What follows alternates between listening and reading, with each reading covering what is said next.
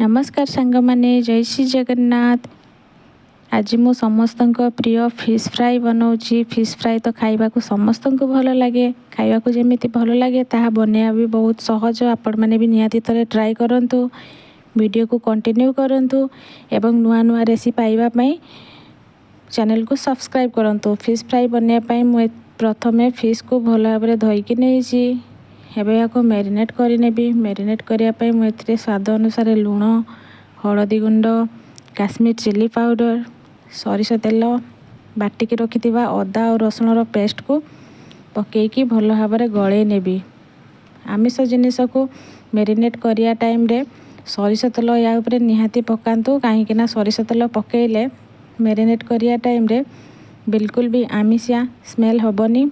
आमिषिया smell हेले बिल्कुल भी भल लगिबनी खाइबा को। सेति मैरिनेट करिया टाइम रे नॉनवेज जिनिस सब बेले सरिष तेल पकेकी मैरिनेट कले या बहुत भल लगी जाए खाइबा को। आ आमिषिया स्मेल भी हुएनी। सब माछ को मु भल भाबरे एमिति मसला सहित मिक्स करि नेबी। आउ ताकू 5 ରୁ 10 मिनिट कवर करी छाड़ी देबी।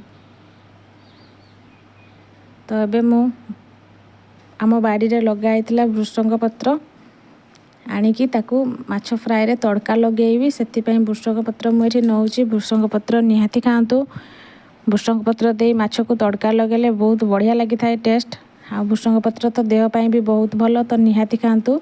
भृषंग पत्र को आनी मु भल भाबरे ताकू पानी रे धोई नउची, नहले भृषंग पत्र रे धूली माटी लागि थिबो। सेति पई ताकू भल भाबरे धोई नेली। तो चलंतु बनेबा आमे एबे फिश फ्राई। एबे मु गोटे तावा बसे नउची।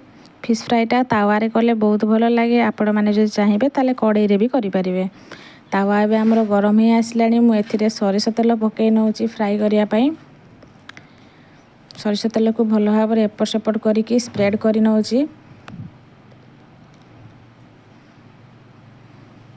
आउ सरिष तेल हमरो वर्तमान गरम हे आसलानी। मु एथिरे 5 फुटण पकेइ नउची तड़का पई। 5 फुटण पकेकी तड़का कले बहुत भल लगी थाए। 5 फुटण हमरो फुटी आसलानी।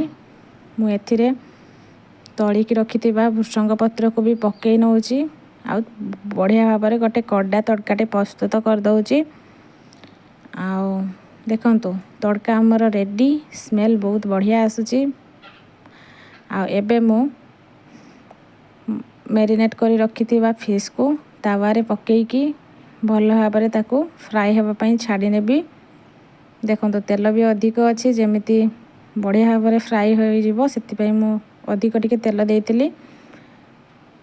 तो एबे मु मझरे मझरे माछ को एपट सेपट करिकी नौटै दउची, नहले माछ जळी जिवो। माछ को बिल्कुल भी जळेबेनी, नहले बिल्कुल भल लागिबनी। सेति पई माछ को एपट सेपट करिकी भल भाबरे दुई पटरु भल भाबरे फ्राई करि नउची। आ माछ हमरो फ्राई अधा अधि हे सारलानी। याको हल्का जाल देके फ्राई करूची। बेसी जाल देले माछ जळी जिवो। आ बिल्कुल भी भल लागिबनी, पिता लागिबो। सेति पई मु याको हल्का हल्का जाल देकी भल भाबरे एपट सेपट करिकी नौटेकी ताकू फ्राई करि नउची।